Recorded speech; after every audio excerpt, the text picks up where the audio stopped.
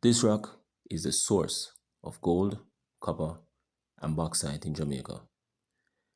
After I've been viewing these videos and images of mine, it leads me to really highlight this, that there is a lot of untapped areas.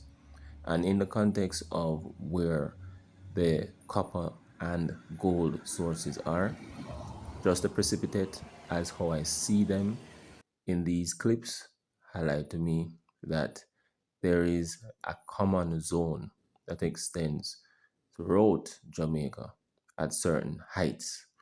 Now I'm going to be leaving that for a different video.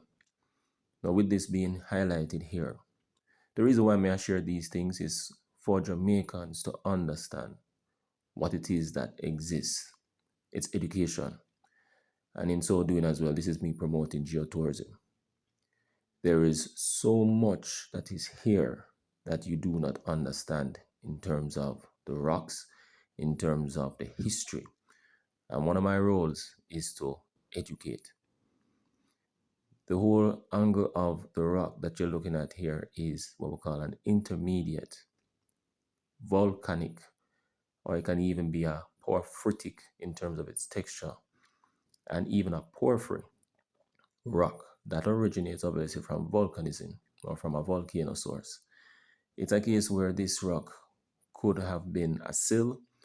It also basically could have just been a huge magma plume, and it also could have existed in a way where it functioned as a dike, some form of intrusion. The nature of the minerals is such that when they break down, they form clays. That white you would have seen in the rock, those white speckles, those can be observed as feldspars. And feldspars, when they break down, they can also yield aluminum. And aluminum, when they become concentrated in sources or in zones, we can extract them. And obviously bauxite is one such ore.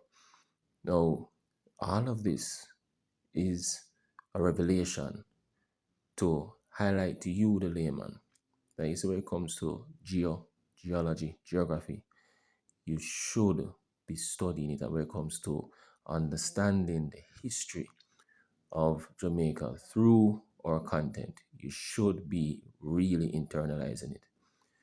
As indicated, I'm going to be highlighting in another video what it is that I can take away, but it brings to me no further clarity as regards to why, say for example, C3 metals and even geophysics, have their plans the way they are. And I'm just saying it as it is.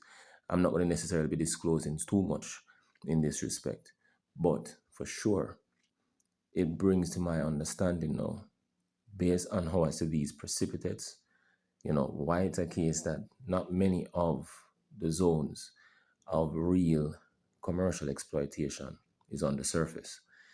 So with this being also indicated for you, yes, it could be a case where beneath your feet, 100 meters, 200 meters or so beneath your feet, that there exists those zones of commercially exploitable copper and gold.